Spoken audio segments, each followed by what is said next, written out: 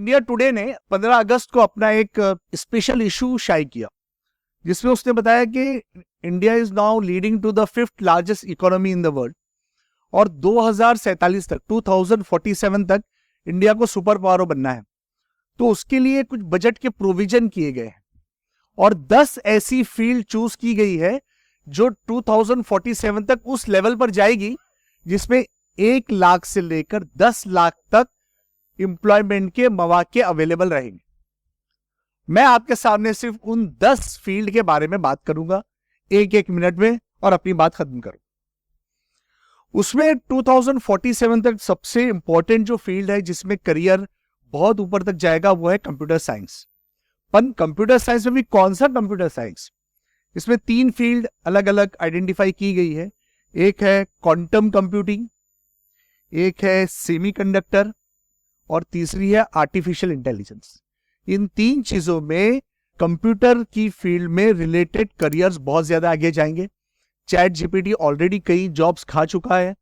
अब मैं कुछ दिन पहले देख रहा था कि पूरा का पूरा कोड बन जाता है जो आप कॉपी पेस्ट करके अपनी वेबसाइट पे, फेसबुक पे डाल सकते हैं। कोडिंग की भी जरूरत नहीं रही है। चैट जीटीपी आवाज भी सुनता है और इमेजेस भी देता है, पीपीटी भी बन जाते हैं, स्प्रेडशीट्स भी बन जाते हैं। तो अब जो वो ऑफिस के सारे काम थे वो शायद कुछ सालों में बहुत ही आसानी से हो पाएंगे। दूसरी एक फील्ड है कम्युनिकेशन, जिसमें दुनिया बहुत आगे जा रही है। 5G ऑलरेडी लॉन्च हो चुका है, 6G लॉन्च होगा हिंदुस्तान में, जिसके लिए प्लान भी हो चुका है, सारा बेसलाइन प्रोग्राम हो चुका है। और वाईफाई की जगह लाईफाई टेक्नोलॉजी पे काम हो रहा है, जिसमें लाइट की स्पीड से ये डेटा ट्रांसफर किया जाएगा। और सैटेलाइट इंटरनेट पे बात हो रही है। जब सैटेलाइट इंटरनेट पे बात होगी तो हमारे फोन जो जीएसएम पर चलते हैं या जो नेट पर चलते हैं, इनमें खासी तब्दीली आएगी। हो सकता है कुछ सालों में ये हेडसेट हम लोगों को छोड़ना पड़े और हम लोग एक रिंग पहन ले और उसी से कम्युनिकेट करें, या तो जो स्मार्ट वॉच है उससे कम्युनिकेट करें।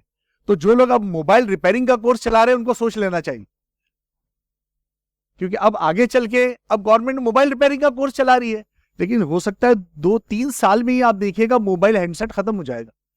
जैसे एक जमाने में लोग घड़ी बनाते थे, लोग रेडियो बनाते थे, लोग टीवी बनाते थे, एलसीडी बनता था, वीडियो गेम बनता था, अब कुछ नहीं बन रहा है। तो ये दूसरी एक फील्ड है जो बहुत ऊपर जाने वाली है, जिसपे आगे बहुत स्कोप होने वाला है। तीसरी एक चीज है डिफेंस।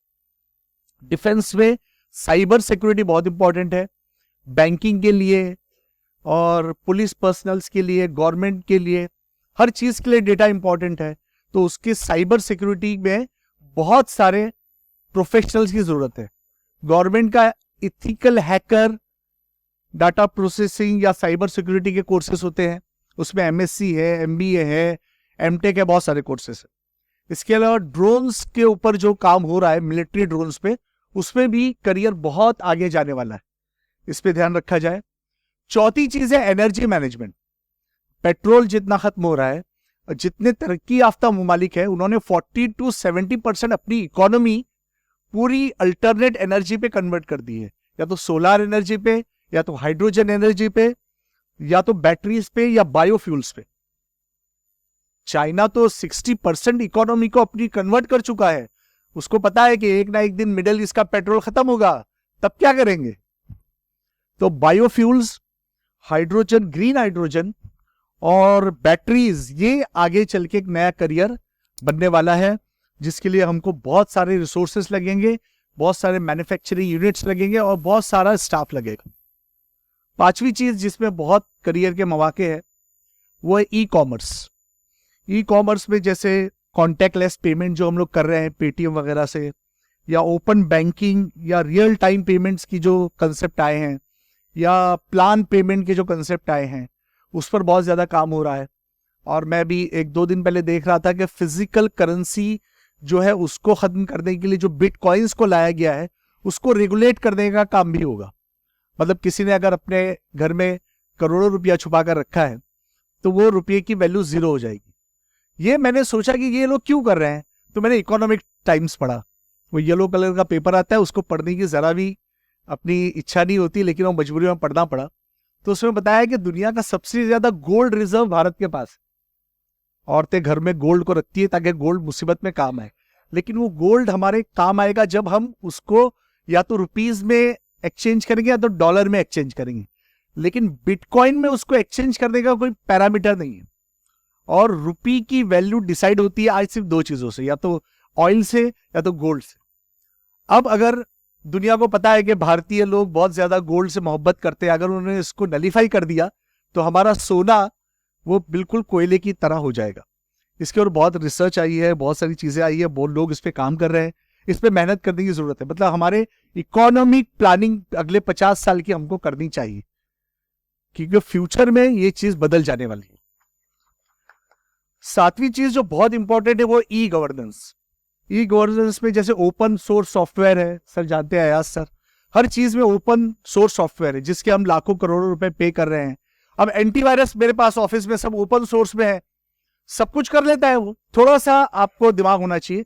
ये बहुत बड़ा इंफॉर्मेशन गैप है, और ये इंफॉर्मेशन गैप इंटरनेट ने डेवलप किया है, क्योंकि वो आपको सिर्फ वही इंफॉर्मेशन देता है जो आपको कंज्यूमर बनाती है, और इंफॉर्मेशन जिसके पास है उसको प्रोड्यूसर बनाती है।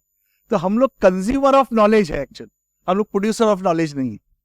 मतलब एक इंफॉर्मेशन बम्बार्डमेंट है जिसमें हम फंसे हुए हैं। दूसरे, डिजिटल पब्लिक इंफ्रास्ट्रक्चर पे काफी काम हो रहा है।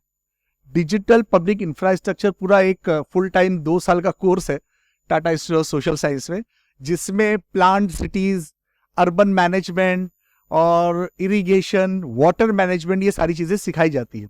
ये कोर्स करने के बाद बच्चे सीधे मंत्रालय में और यूपीएससी में जाते हैं और मिनिस्टर को असिस्ट करते हैं। तो ये एक अलग किस्म का एक नया ब्रांच शुरू हुआ है। एक 8वीं चीज है एग्रीकल्चर। एग्रीकल्चर में एडिबल ऑयल्स बहुत बड़ा रोल प्ले करने वाला है आगे चल के। दालें जो पल्सेस है, और फूड प्रोसेसिंग में बहुत करियर आने वाले हैं, क्योंकि जितना भी फूड है वो इतना कंटेमिनेटेड है।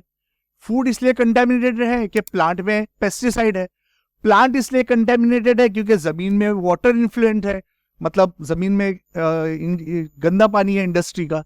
तो जमीन, पौधे और खाना, ये तीनों कंटेमिनेटेड हो गए तो फूड प्रोसेसिंग जो टिश्यू कल्चर से होगा, घरों में जो गार्डन बनेंगे उसी के हम सब्जियां खाएंगे। हर फैमिली का या हर कॉलोनी का एक गार्डन होगा। हो सकता है आगे चल के बिल्डर जो घर बनाए तो उसमें बोले भाई ये कम्युनिटी का गार्डन है 100 यार्ड का, इसी में सब्जी बनाओ और यहीं से टमाटर, आलू और बैगन खाओ, वो सबसे सेफ होगा। और फूड प्रोसेसिंग में हर स्टैंडर्ड के फूड के आपको पैरामीटर मिलेंगे कि इसमें प्रिजर्वेटिव कौन से यूज किए गए हैं, इसमें मसाला कौन सा यूज किया गया है, इसमें कितना नमक है, इसमें कितना मसाला है, वो आपके आंतों के साथ क्या कर सकता है। ये सारे पैरामीटर के साथ फूड प्रोसेसिंग होगी। 9वीं एक फील्ड हेल्थ है। हेल्थ में भारत बहुत आगे गया है। अभी जीन थेरेपी भारत में स्टार्ट नहीं हुआ, लेकिन हो जाएगा कुछ दिनों में। और एक्टिव फार्मास्यूटिकल इंग्रेडिएंट जो है उस पर काम हो रहा है। मतलब जितनी भी दवाएं आप खाते हैं, ऑन एन एवरेज ये कहा जाता है कि एक शख्स एक साल में 1200 टैबलेट खाता है।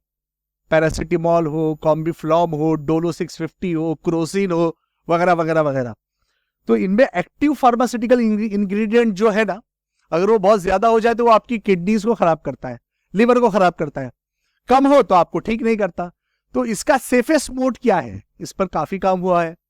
और उस पर पैच भी आए हैं कि आप पैच लगा ले, वो दवा धीरे धीरे रिलीज होती रहेगी जब आप बीमार पड़ेंगे, गोली खाने की जरूरत नहीं। या बायोसिमिलीज है, ये एक नया कंसेप्ट है जिसमें दवाएं खाने की बजाय आपकी बॉडी में महफूज रहती है और फिर धीरे धीरे रिलीज होती है।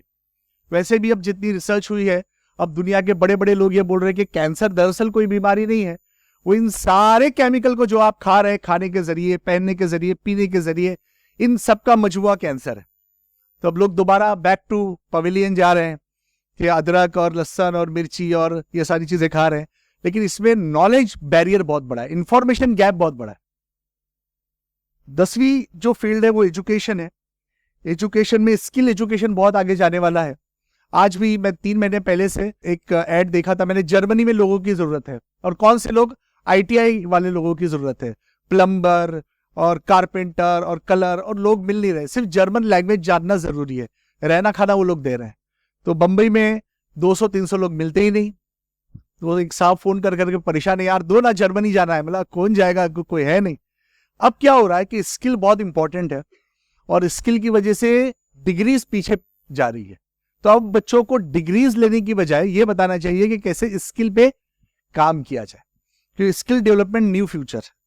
और अगर इस पे हमने काम किया तो हम आगे बढ़ पाएंगे। दूसरे, अब चूंकि गवर्नमेंट जॉब बहुत आसानी से नहीं मिल रहे हैं, प्राइवेट सेक्टर में जॉब है लेकिन सैलरी कम है, तो या तो कॉर्पोरेट में बच्चा जाए या तो उसको एंटरप्रेन्योरशिप सिखाई जाए। मैं तो ये मानता हूं कि अब एक आदमी बीएससी करता है, एमए करता है, पीएचडी करता है, बीएड करता है, नेट सेट करता है और अनएडेड में 15,000 में जॉब लेता है। एक सीनियर डिग्री कॉलेज में एक परमानेंट एडेड प्यून की तनख्वाह 50,000 होती है और एक पोस्ट ग्रेजुएट पीएचडी के टीचर की तनख्वाह सीएचबी में 15,000 ही होती। इससे बड़ा अलमिया कहीं देखा किसी देश में? किसी देश में नहीं।